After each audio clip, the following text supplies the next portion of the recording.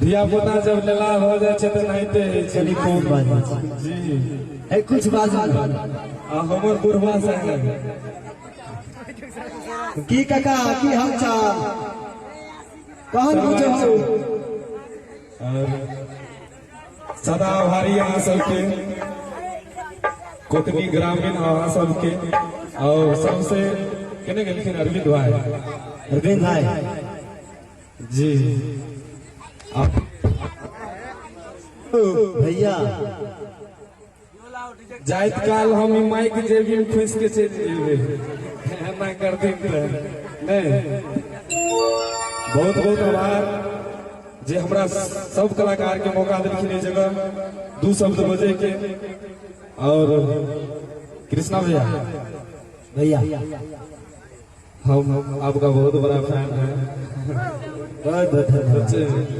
सारी सब तो भिनसर पिन हुए छोटे पेट में चलते की अच्छा हमर गाना एकटा जे छै तोरा बाप के ने फूटे छ आवाज बेकार बाज हम इंट्रोडक्शन नहीं दिलो होते ए दुआरे हम भाई हमर सब कुछ कहिए देलका हां गोली चलतो अन धूम कर देव कर जो तनी हमर भैया माइक दिया अरे हो दियो एक मिनट हाँ और सबसे पहला गीत हमर बजल छै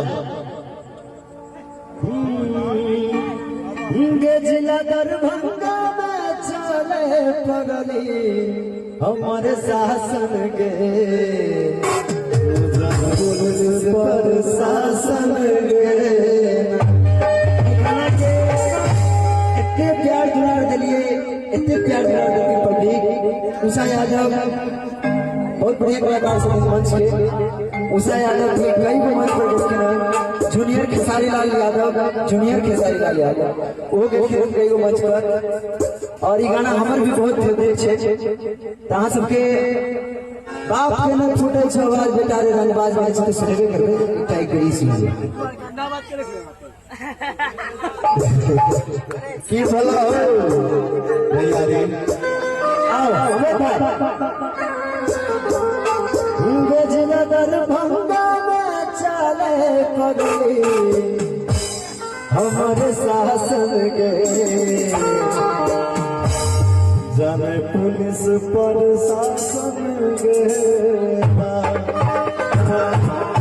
हमर सब के गाना ज्यादातर रंगदारिये रहे छे और हम स्टेज पर छी स्टेज के माध्यम से बता दिया सबके भाई कैमरामैन से हो कि हम उ कलाकार छी जो स्टेज से ज्यादातर दूर रहे छे और बहुत बहुत आभार या अरविंद भाई के जब स्टेज पर छी यार दोस्त कहीं पे भी अगर कोनो फंक्शन हो जाए हम शामिल होई छे बाकी हम स्टेज से दूर रहे छे स्टेज प्रोग्राम नहीं करे छे कुछ गलती होए तो माफ करब छोट भाई साहब बाकी हम सब हमरा सोशल मीडिया पर YouTube पर Facebook पर इतने प्यार दुलार दे छे जे सब बहुत खुश होई छे और एक बार भाई साहब अजीत भाई के लिए क्या बात एक बार जोरदार से ताली बजाइए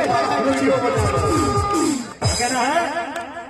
जिला दरभंगा में चले पगली हमर शासन पुलिस पर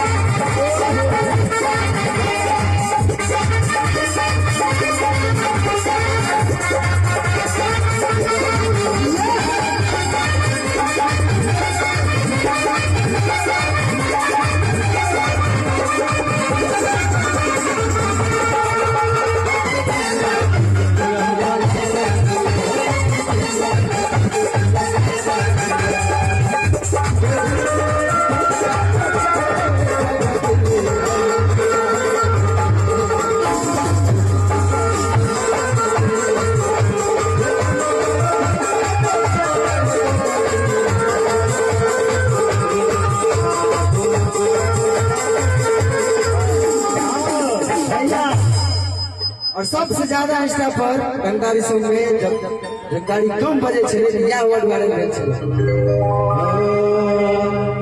गे सब दिन करबै हम बदमाशी अच्छा है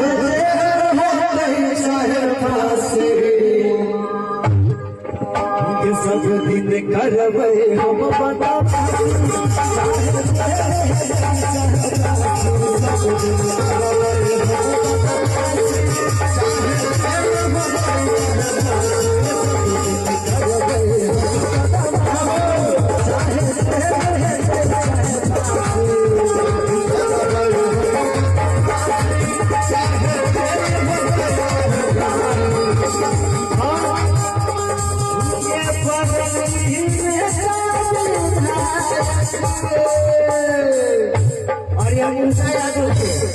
उषा यादव भाव डाले हुए पगली में विधायक लगवे हमारे जब पुलिस पर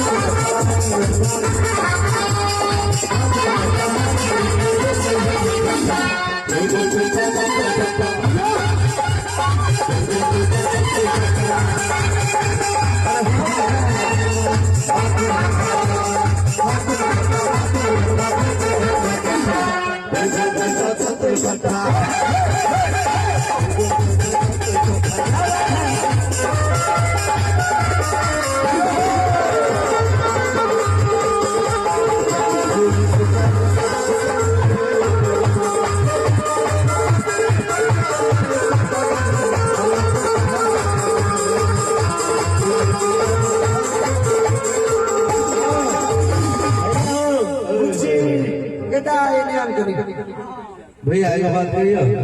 कौन गाँव छियै